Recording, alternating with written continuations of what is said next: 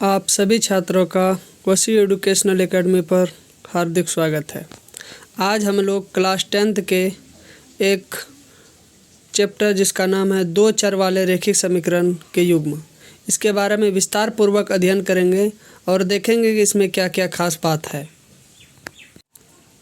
सबसे पहले अगर यहाँ हम लोग ध्यान दें तो इसमें क्या है कि यहाँ अगर ये देखा जाए कि ax plus B Y plus C equal to 0, ये क्या है, ये दो चर वाले रैखिक समीकरण है जिसमें a b c यानी ये a और ये b ये c ये सब क्या एक अचर है तथा x और y ये क्या है दो चर है, इसीलिए इसको क्या बोला जाता है दो चर। और रैखिक का अगर ज्ञात किया जाए यानी अगर चर पर पावर एक रहे यानी प्लस एक रहे, चर पर पावर अगर प्लस एक रहे तो उस समीकरण को हम लोग क्या बोल देते हैं रैखिक समीकरण। इसीलिए यहाँ क्या है x और y दो चर है, इसलिए इस पूरे समीकरण को क्या बोला गया है दो चर वाले रैखिक समीकरण। हम लोग यहाँ पर देखेंगे कि दो दो रैखिक समीकरण होगा। अगर एक से रैखिक समीकरण है तो इसको a1x plus b1y plus c1 equal to 0 मानेंगे, और फिर दूसरा होगा तो उसमें क्या मानेंगे a2x b2y plus c2 equal to 0, उसमें क्या बोलेंगे दूसरा रैखिक समीकरण बोलेंगे। इस पूरे मतलब चैप्टर में बहुत ही अच्छा सब है, कॉन्सेप्ट है, थोड़ा सा ध्यान से देखेंगे ताकि ये एक ही बार में क्लियर हो जाएगा। चलिए बिना देरी के आगे करते हैं इसको। देखिए यहाँ इस पूरे चार्ट को आप लोग ध्यान से पहले देखेंगे, एकाएक बढ़िया से तब समझ में आएगा। जैसे यहाँ पहला ही नंबर में क्या है दो ठो रैखिक समीकरण है। जैसे देखना है कि x minus 2y equal to 0, 3x plus 4y minus 20 equal to 0। यहाँ पर a1 बटा a2 है, यहाँ पर b1 बटा b2 है, यहाँ पर क्या है c1 बटा c2। और हम पहले भी बताए कि a1 किसका होगा पहला वाला का, b1 भी किसका होगा पहला समीकरण का, c1 भी किसका होगा पहला समीकरण का, a2 किसका होगा दूसरे समीकरण का, b2 किसका होगा दूसरे समीकरण का, c2 किसका होगा दूसरे समीकरण का। तो यहाँ पहले आपको क्या देखना है कि a1 बटा a2, b1 बटा b2, c1 बटा c2 तीनों को कर लेना है। उसके बाद अनुपातों का तुलना करना है। ध्यान देना जो चीज़ बोल रहा है ध्यान से देखना, अनुपातों का तुलना करना है। अनुपात माने क्या, पहले क्या करना है a1 बटा a2, यदि a1 बटा a2 और b1 बटा b2 दोनों को निकालेंगे तो यहाँ दिख रहा है कि a1 बटा a2 यानी a1 बराबर क्या, a1 बटा a2 क्या निकला है 1/3, b1 बटा b2 कितना निकला है -2/4।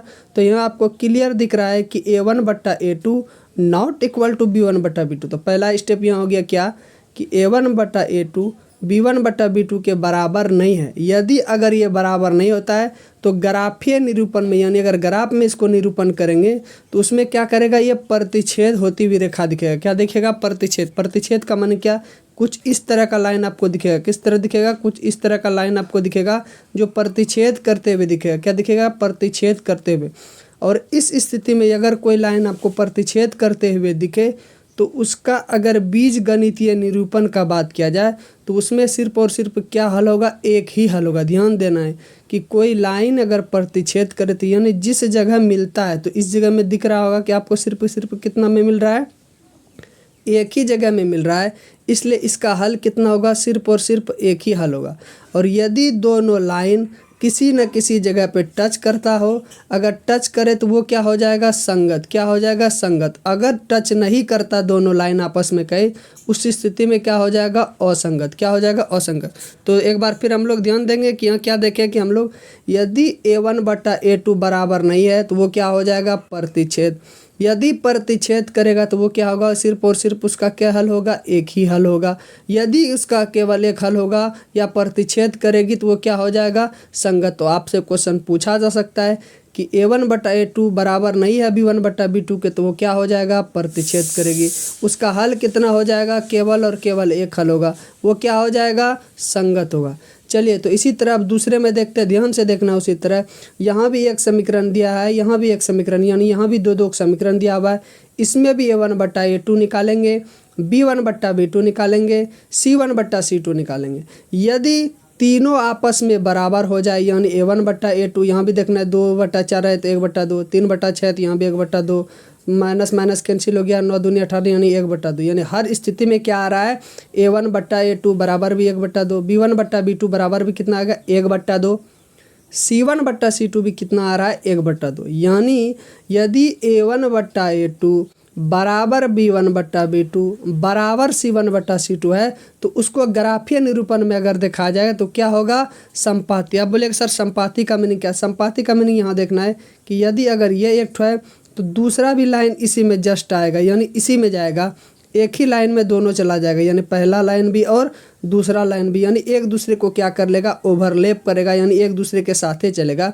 उस स्थिति वाले को क्या बोलेंगे हम लोग, संपाती रेखा बोलेंगे। यदि संपाती हुआ, यानी संपाती हुआ तो उसका कितना हल होगा, अपरिमित रूप से अनेक हल, यानी जितना जितना जगह टच करेगा उतना जगह हल होगा। तो इसमें तो टोटल जगह ही टच करेगा, तो इसका मतलब इसका एक हल नहीं, इसका एक से अधिक हल होगा। जितना जो आप सोचिएगा उतना हल होगा इसका, इसीलिए बोला गया है कि अपरिमित रूप से अनेक हल। और अभी हम सिखाए कि जितना जितना यदि टच होगा तो उसी को क्या बोलेंगे, संगत। तो अगर क्वेश्चन पूछा जाए तो क्या A1 बट्टा A2 बराबर B1 बट्टा B2 बराबर C1 बट्टा C2, तो क्या वो संगत है कि असंगत है? तो क्या बोल रहा है यहाँ पर, संगत। क्यों? क्योंकि यह मिला हुआ है। यदि नहीं मिला हुआ रहता तो उस स्थिति में हम लोग क्या बोलते हैं, ये क्या है, असंगत है। तो आपसे क्वेश्चन पूछा जा सकता है, क्या ध्यान देना यहाँ पर कि अगर A1 बट्टा A2 बराबर है B1 बट्टा B2 बराबर है C1 बट्टा C2 तो क्या होगा, वो संपाती होगा। क्या होगा, संपाती। और अगर कोई संपाती है तो उसका क्या हल होगा, अपरिमित रूप से अनेक हल होगा। यदि संपाती है तो वो उसका क्या हो जाएगा, संगत होगा। यदि ये तीनों बराबर है तो वो क्या हो जाएगा, संगत होगा। अब इसी तरह हम लोग अगला में देखेंगे, ये है एक समीकरण, ये है एक समीकरण। यहाँ स्थिति में देखेंगे कि A1 बटा A2 1/2 है, B1 बटा B2 2/4, इसको भी कटाएंगे तो 1/2 आएगा। लेकिन C1 बटा C2 को देखेंगे तो माइनस माइनस कैंसिल हुआ, 4/12 यानी 4 तिया 12 1/3 आ जाएगा यहाँ। तो यहाँ क्या देख रहे हैं हम लोग, A1 बट्टा A2 बराबर है B1 बट्टा B2 के, लेकिन ये C1 बट्टा C2 के बराबर नहीं है। यानी अगर ये कंडीशन आ जाए तो आपका क्या हो जाएगा, समांतर रेखा। आप बोले सर समांतर कैसे होगा, यानी अगर ये एक लाइन जा रहा है तो इसी के समांतर कोई दूसरा लाइन जा रहा है। तो यहाँ आप लोग क्लियर दिख रहा होगा, क्या ये दोनों कहीं मिलेगा? जब समांतर जाता है, जैसे रेल की पटरी है, क्या आपस में कहीं मिलता है क्या? तो नहीं मिलता है। यदि इस तरह का बात आ जाती है, क्या होगा, समांतर। जब कहीं ये मिला ही नहीं, जब ये कहीं मिला ही नहीं बच्चों, तो क्या इसका कोई हल होगा? नहीं होगा। अगर कहीं जब ये मिला ही नहीं तो क्या ये कहीं संगत होगा, कहीं साथ होगा? सर नहीं होगा।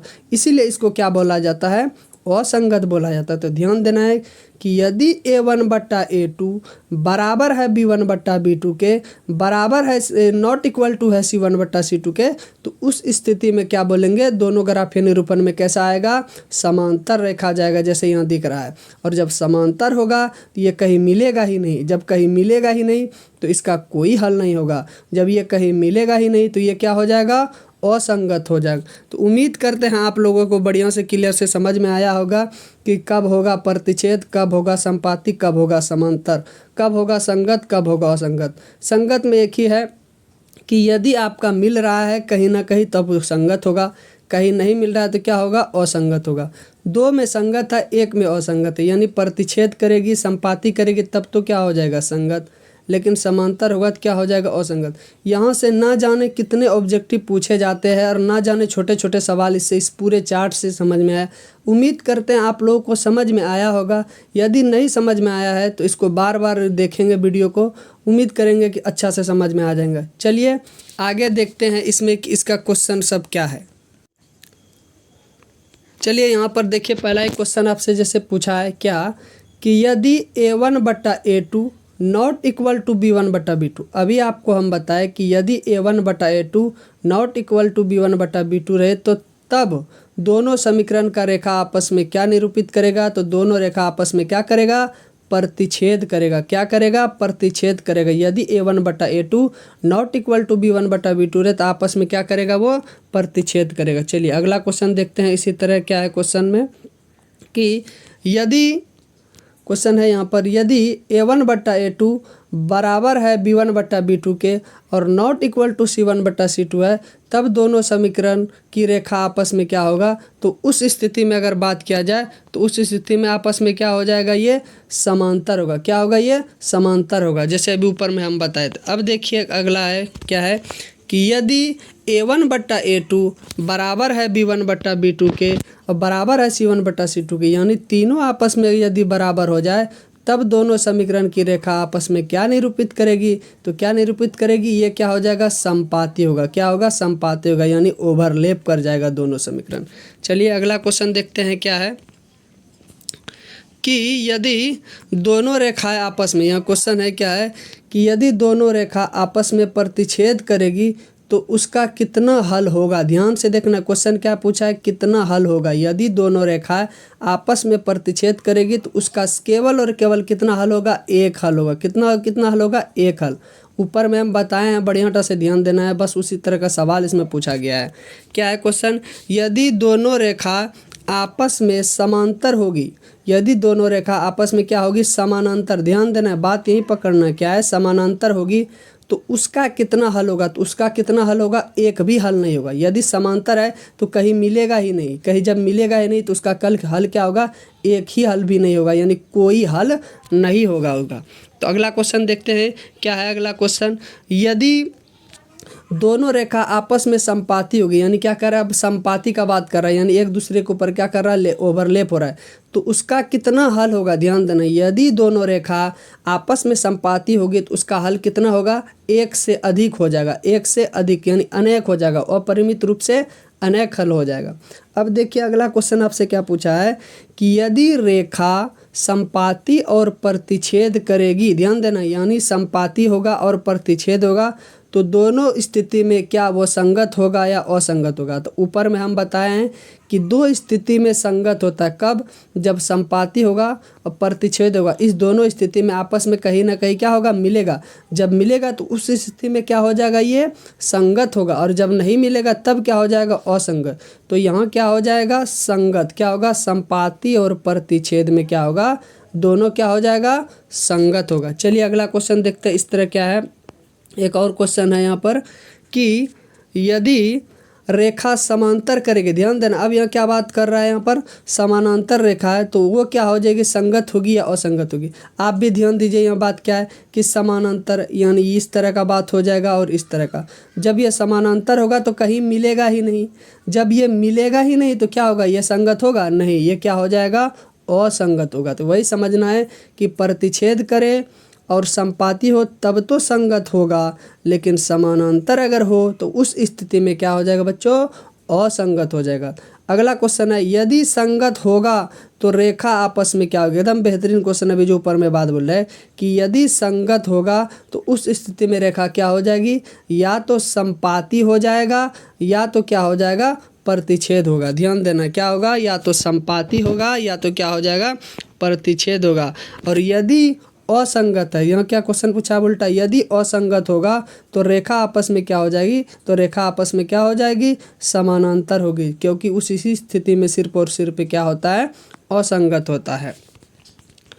उम्मीद करते हैं आप लोगों को ये जितना हम पढ़ाए वो क्लियर हुआ होगा, और अगर क्लियर एक बार में नहीं हो रहा है उसे आप वीडियो को बार बार देखेंगे, पूरा अच्छा से क्लियर हो जाएगा।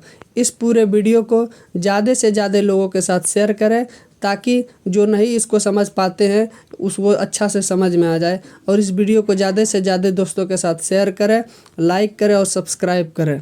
Thank you.